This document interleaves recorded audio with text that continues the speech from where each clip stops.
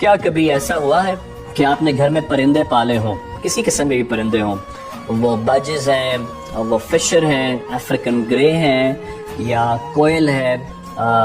Nightingale ہے، لو birds ہیں، آپ نے اس طرح کے پیرٹس یا فیزنٹس پرندے یا کبوتر گھر میں پالے ہوں، خصوصاً طوطے اگر پالے ہوں، تو کیا کبھی ایسا ہوا ہے کہ نہ انہیں کوئی بیماری ہوئی ہے، نہ انہیں کوئی تکلیف ہے، وہ کھانا بھی صحیح کھا رہے ہیں، سب کچھ ٹھیک ہے، اور ایک دم سے وہ چیخ کر کے چیخ مارتے ہیں اور وہ گر کے مر جاتے ہیں، اور ٹانگیں ان کی اوپر ہوتی ہیں، وہ ٹانگیں پھیلا پھیلا کے زور سے پھڑکاتے ہیں اور پھر وہ ٹھنڈے ہو جاتے ہیں؟ کیا کبھی ایسا ہوا ہے؟ اگر کبھی ایسا ہوا ہے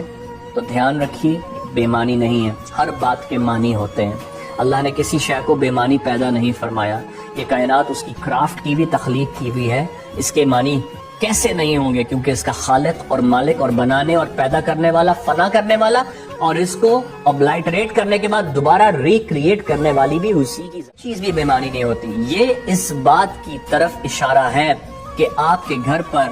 2 یا 3 چیزوں میں سے کسی ایک کا حملہ ہوا ہے، یا تو کسی نے آپ کے گھر پر بہت شدید جادو کا حملہ کیا ہے اور پرندوں نے اپنے اوپر لے لیا ہے، نمبر 2، یا تو اس دن آپ کے گھر میں کوئی ایسا مہمان آیا تھا جس کی نظر اتنی شدید تھی کہ اگر وہ پرندہ یا پرندے اپنے اوپر نہ لیتے تو وہ گھر میں کسی کی جان پر آ جاتی، نمبر 3، آپ کے گھر پر، آپ کے گھر والوں کے باہر جانے پر، باہر سے واپس آئیں کسی شادی بیاہ سے، تو باہر کسی کی ایسی آوارہ یا ایسی کوئی باہر سے اوپری نظر ہو گئی ہے جو کہ گھر میں آنے کے بعد گھر کی فضا اس سے متاثر ہوئی، اور جب وہ شر، شیاطین، ابلیسیت، وہ ایک سیٹینک تھریٹ جب گھر میں، گھر کے پیرامیٹرز میں انٹر ہوا ہے، تو جناب ان پرندوں نے اسے اپنے اوپر لے لیا ہے۔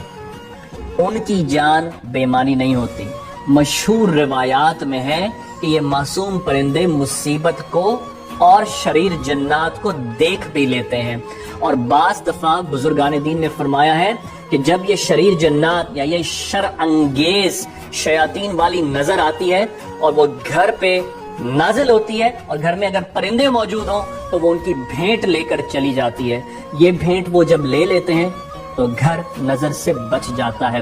حضرت امام جعفر صادق علیہ السلام نے فرمایا ہے اپنے گھر میں پرندے ضرور رکھو، اسی لیے فرمایا ہے کہ گھر بد نظر کا جو شرنگیزی کا شکار ہوتے ہیں، یہ پرندے اپنے اوپر لے لیتے ہیں، اور پھر یہ کہ یہ اللہ کا ذکر کرتے رہتے ہیں، اور پھر لوگوں کو، زندوں کو یاد دلاتے رہتے ہیں کہ تم اصل میں اشرف المخلوقات ہو، دیکھو تم فجر کی نماز پر غافل ہوئے سو گئے، دیکھو تم نے آج فجر کی نماز کے لیے بیدار نہیں ہوئے، یہ فجر سے پہلے اٹھ جاتے ہیں۔ تو ایک آپ کو ایک ریچولی طور پر، ایک ہیبیچول طور پر آپ کے نفس کو یہ اویک بھی رکھیں گے، بیدار بھی رکھیں گے، آپ کو بیدار بھی رکھیں گے۔ اور پھر امام جعفر صادق علیہ السلام نے آگے فردر بھی فرمایا سرکار کی اولاد سے، آپ فرماتے ہیں کہ اپنے گھر میں جانور، پرندے لازمی رکھو تاکہ تمہارے گھر میں موجود جنات کے بچے تمہارے بچوں کو تنگ نہ کریں اور وہ ان بچوں سے، پرندوں سے کھیلیں۔ تو یہ جناب ہر طرح سے آپ کے گھر کے لیے اللہ کا ایک احسان کی صورت ہے۔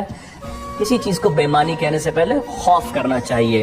لا علمی سے، جہالت سے بات نہیں کرنی چاہیے، کیونکہ ہر علم والی چیز اللہ تک لے جاتی ہے، اور ہر جہل والی، جہالت والی چیز آپ کو شیطان تک لے جاتی ہے۔ اللہم صلی علی محمد وعلی آل محمد۔ اللہ حافظ۔